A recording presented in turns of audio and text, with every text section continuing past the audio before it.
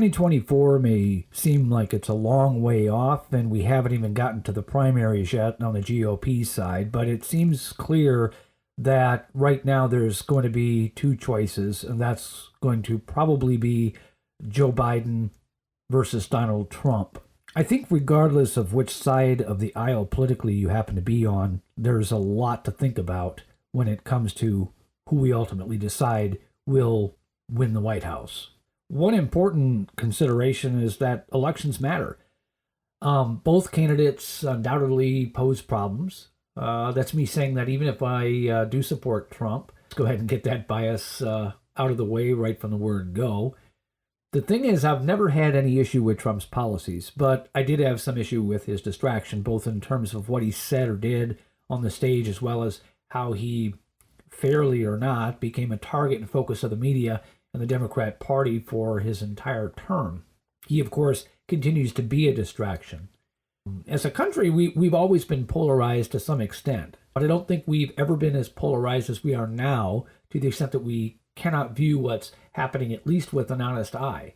And honesty is very important, especially as we consider all the things that matter going into this election in 2024.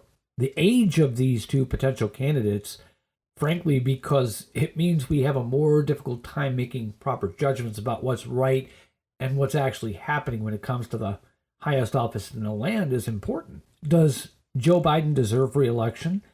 I don't think he does. Did Trump deserve not to be reelected?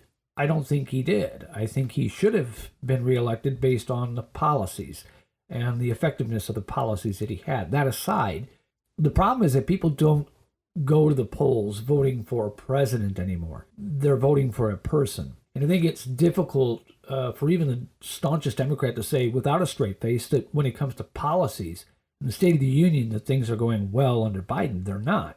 You can say what you want about how things were when Trump was in the White House, but when it comes to economic concerns and many other factors, we could probably all agree things were better.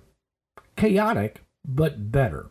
The most important consideration, I think, when it comes to this election, beyond just the fact that we've got two potential people, Joe Biden, Donald Trump, is the age of the candidates. I honestly think that that is the biggest factor, because who are you actually voting for? That's the question. Is it Joe Biden or Kamala Harris? Is it Trump or whoever his running mate will be ultimately? Regardless of your thoughts of Joe Biden himself, the administration, the way things are going, clearly he's unwell and definitely showing his age. He's 80 now, and if we were to assume that he'd be reelected in 2024, he'd be 82 at the start of his second term.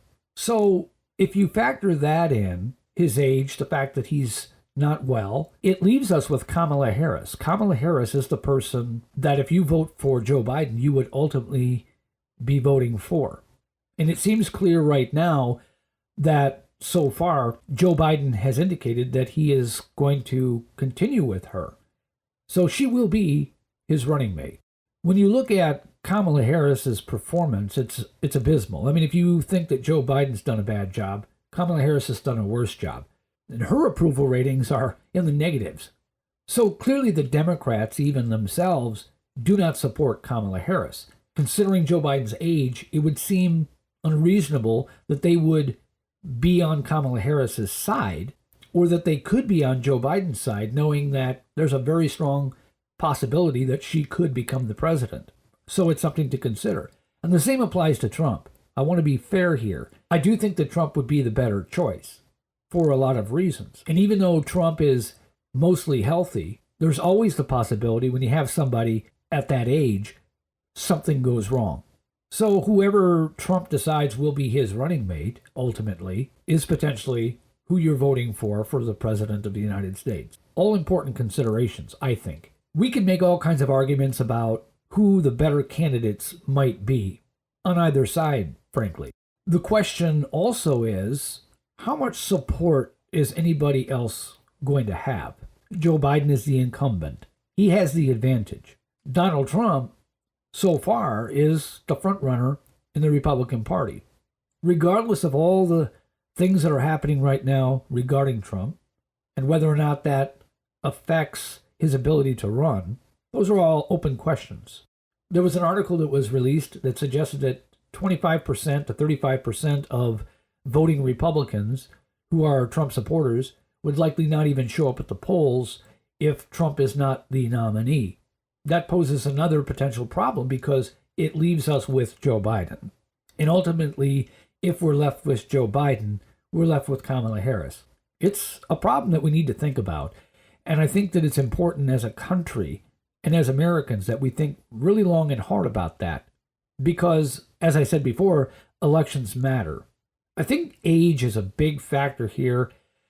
The problem is, I don't know how we get around this because Joe Biden is going to be the Democratic nominee, and most likely Donald Trump is going to be the Republican nominee. So I think what's more important in making our decision in this election cycle than anything else is we're going to have to really take a close look at who the running mates are and make our decision based on that.